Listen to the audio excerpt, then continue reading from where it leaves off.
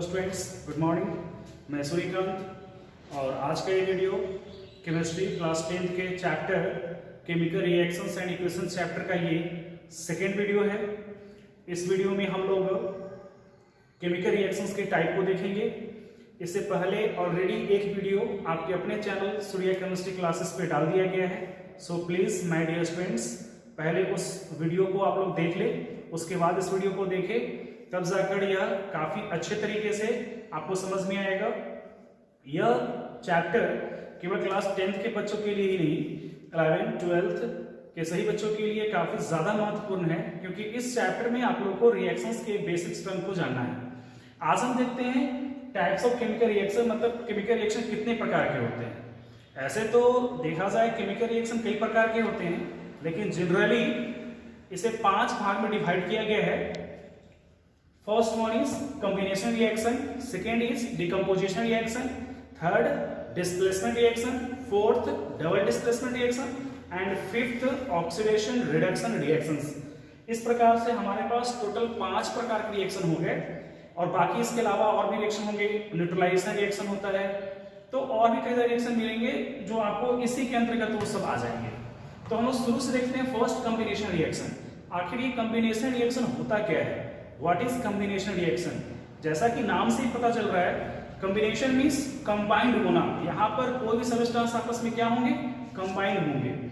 तो इसे हम डेफिनेशन में ऐसे कर सकते हैं, व्हेन टू और मोर substances react with each other and forms a single substances with new properties called combination reaction.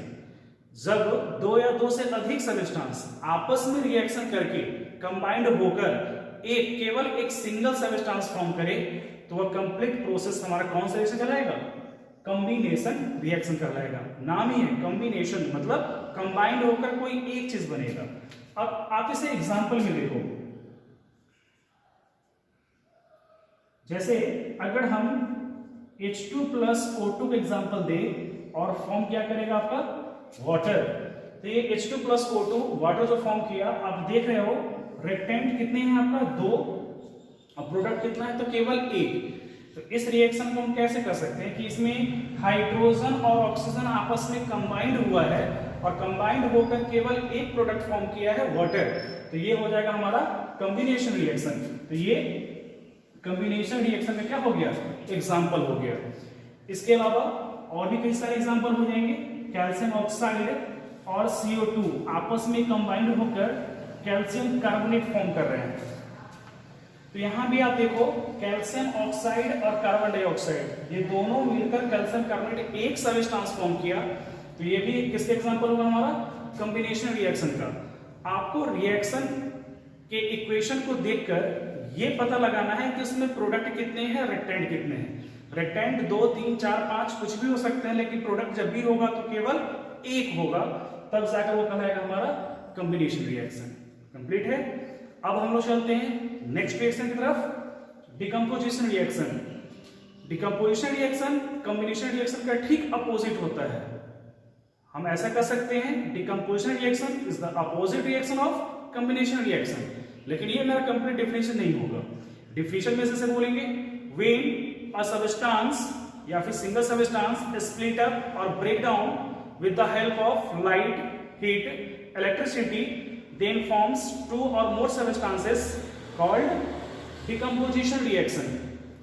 यानी कि जब कोई भी एक सब्सटेंस आपका स्प्लिट अप यानी टूटकर 2 या 2 से अधिक छोटे छोटे स्मॉल मॉलिक्यूल्स में, सब्सटेंसेस में अगर डिवाइड हो जाता है, तो वह केमिकल रिएक्शन हमारा क्या कहलाता है? डिकम्पोजिशन रिएक्शन कहलाता है। और इसके लिए जरूरत किसकी पड़ती है हमें? या तो लाइट की, यानी कि सनलाइट, या फिर हीट, या फिर इलेक्ट्रिक करंट। क्योंकि कोई भी एक सब्सटेंस तो ऐसे ही तो आपका स्प्लिट अप तो नहीं होगा। स्प्लिट अप यानी टूटने के लिए कुछ ना कुछ तो उसको चाहिए। तो क्या चाहिए? लाइट दे दीजिए, आप हीट दे दीजिए, या फिर इलेक्ट्रिक करंट दे दीजिए। इन तीनों में से कोई मिलेगा तो स्प्लिट अप होगा। अब देखते हैं कि इसे कॉम्बिनेशन का अपोजिट क्यों कहा जाता है।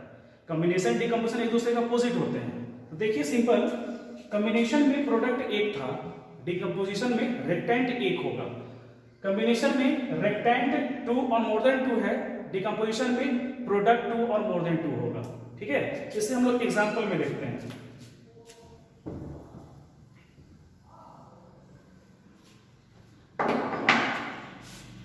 जैसे CaCO3 आप इसको हीट करोगे तो कैल्शियम ऑक्साइड और कार्बन डाइऑक्साइड में ये ब्रेकडाउन हो जाएगा, टूट जाएगा।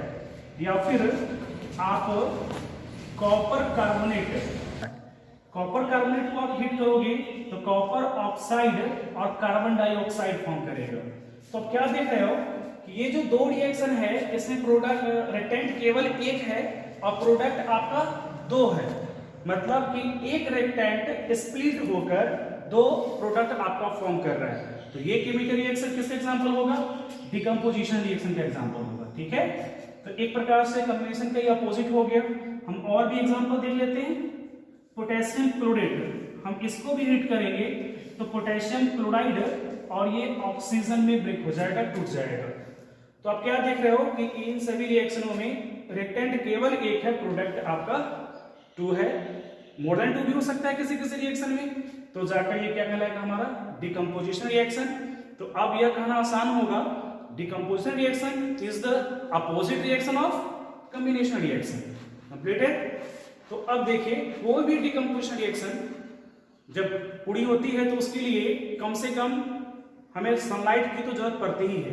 यानी डिकम्पोजिशन रिएक्शन पूरा होने के लिए या तो आपको क्या चाहिए, सनलाइट, या फिर आपको हीट, या फिर इलेक्ट्रिक करंट। सनलाइट, हीट और इलेक्ट्रिक करंट, इस प्रकार से डिकम्पोजिशन रिएक्शन को पूरा होने के लिए इन तीनों में से कोई एक चीज चाहिए, नहीं तो वो रिएक्शन पूरा नहीं होगा। अगर सनलाइट का प्रेजेंस हो तो रिएक्शन क्या कहलाएगा, हीट का प्रेजेंस हो तो रिएक्शन क्या कहलाएगा, इलेक्ट्रिक करंट का प्रेजेंस हो तो रिएक्शन को हम क्या कहेंगे, इसको देखते हैं। तो ये तीनों में आप देख रहे हो हीट का प्रेजेंस है, कोई एक रिएक्शन रखते हैं, बाकी दो रिएक्शन हम लोग एक सनलाइट पे एक इलेक्ट्रिक करंट पे लिख लेते हैं।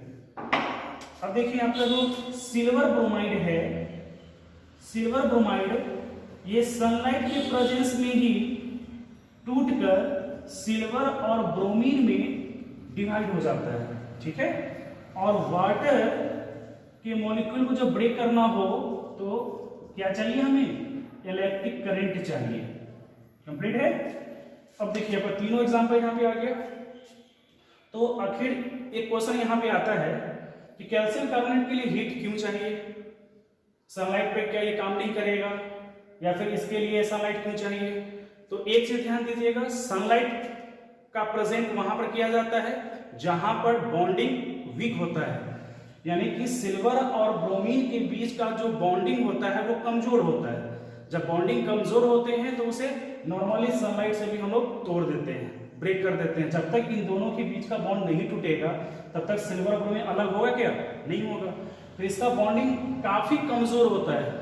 नॉर्मली सनलाइट के प्रेजेंस में भी इसका बॉन्डिंग टूट जाता है, जिस कारण यह सनलाइट के प्रेजेंस में टूटकर सिल्वर और ब्रोमीन में डिवाइड हो जाता है। लेकिन कुछ ऐसे मेटल होते हैं जिनका बॉन्डिंग स्ट्रांग होता है, जैसे में कैल्शियम, ये मीडियम स्ट्रांग बॉन्डिंग फॉर्म करता है कार्बोनेट के साथ, जिसके लिए हमें क्या चाहिए, हीट चाहिए। हीट देते हैं, कैल्शियम ऑक्साइड और कार्बन आपका डिवाइड हो जाता है। लेकिन वाटर में जो हाइड्रोजन और ऑक्सीजन के बीच का बॉन्डिंग है वो काफी स्ट्रांग होता है, काफी हेवी बॉन्डिंग फॉर्म करता है ये इन दोनों की अपेक्षा में, जिस कारण यह ना तो सनलाइट के प्रेजेंस में टूट सकता है और नहीं हीट। इसके लिए क्या चाहिए, इलेक्ट्रिक करंट। तो जैसे इसको इलेक्ट्रिक करंट देंगे तब जाकर यह हाइड्रोजन और ऑक्सीजन में ब्रेक हो जाएगा, टूट जाएगा। उसी प्रकार से हमारा सोडियम क्लोराइड भी कंपाउंड है NaCl, वो भी इलेक्ट्रिक करंट के प्रेजेंस में आपका स्प्लिट अप होकर सोडियम और क्लोरीन में डिवाइड हो जाता है। तो इस प्रकार डिकम्पोजिशन रिएक्शन में कितने टर्म मिल गए आपको, 3 टर्म मिले, एक सनलाइट के प्रेजेंस में, एक हीट के प्रेजेंस में और एक इलेक्ट्रिक करंट के प्रेजेंस में। तो जब डिकम्पोजिशन रिएक्शन सनलाइट के प्रेजेंस में कंप्लीट होता है तो उसे हम लोग फोटो डिकम्पोजिशन रिएक्शन कहते हैं। क्या कहते हैं इसे, फोटो डिकम्पोजिशन रिएक्शन। ठीक है, तो ये हमारा गया फोटो डिकम्पोजिशन रिएक्शन। और जब डिकम्पोजिशन रिएक्शन आपका हीट के प्रेजेंस में कंप्लीट होता है तो उसे हम लोग थर्मल डिकम्पोजिशन रिएक्शन कहते हैं। क्या बोलते हैं उसको, थर्मल। ठीक है, और जब इलेक्ट्रिक करंट के प्रेजेंस में हो तो उसे क्या बोलेंगे हम लोग? इलेक्ट्रोलाइसिस। ठीक है स्टूडेंट्स, तो आप देखें डिकम्पोजिशन रिएक्शन यहाँ पर कितने प्रकार के हो गए? 3 प्रकार के, photo decomposition reaction, thermal decomposition reaction और इलेक्ट्रोलाइसिस।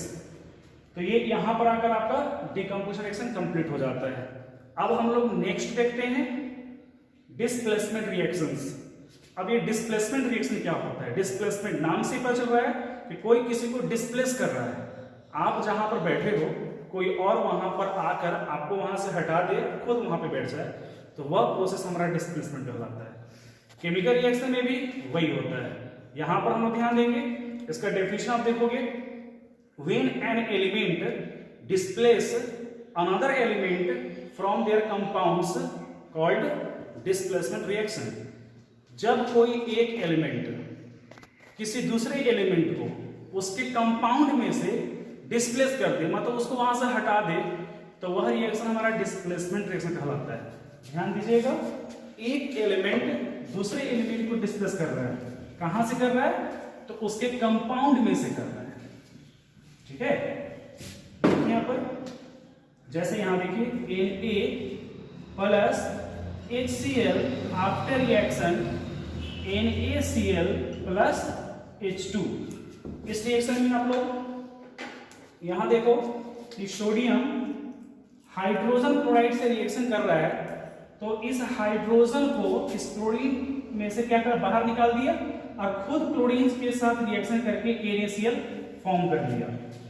तो आप कर सकते हो, in this chemical reaction sodium displace hydrogen from hydrogen chloride to form sodium chloride. तब जाकर ये रिएक्शन क्या करेगा हमारा? Displacement reaction. समझ में आ गया? फिर से ध्यान दोगे इसको, जब भी कोई एक एलिमेंट किसी दूसरे एलिमेंट को उसके कंपाउंड में से बाहर निकाल दे और खुद वहां पर बैठ जाए, यानी डिस्प्लेस कर दे, तो वह रिएक्शन हमारा डिस्प्लेसमेंट रिएक्शन कहलाता है। ठीक है, ये आपका डिस्प्लेसमेंट रिएक्शन का एग्जांपल हो गया। तो इस प्रकार आपका डिस्प्लेसमेंट भी कंप्लीट हो गया। अभी क्या देखें बच्चों? कॉम्बिनेशन रिएक्शन, डिकम्पोजिशन रिएक्शन और डिस्प्लेसमेंट रिएक्शन, तीनों रिएक्शन को डीपली हम लोग स्टडी कर लिए एग्जाम्पल के साथ। अब आप लोग अपने बुक में जितनी भी रिएक्शन दिए हुए हैं उन सभी रिएक्शन में कॉम्बिनेशन, डिकम्पोजिशन और डिस्प्लेसमेंट रिएक्शन की पहचान करें। बाकी जो बच गया हमारा डबल और ऑक्सीडेशन जैसे रिएक्शन, इसे हम अगले क्लास में देखेंगे, क्योंकि ये सभी केमिकल रिएक्शंस के जो टाइप हैं ये आपके लिए काफी ज्यादा इंपॉर्टेंट है। तो नेक्स्ट वीडियो में हम लोग इसको देखेंगे। तब तक के लिए हमारे चैनल को सब्सक्राइब कर दे, बेल आइकन को प्रेस कर दे। थैंक्स।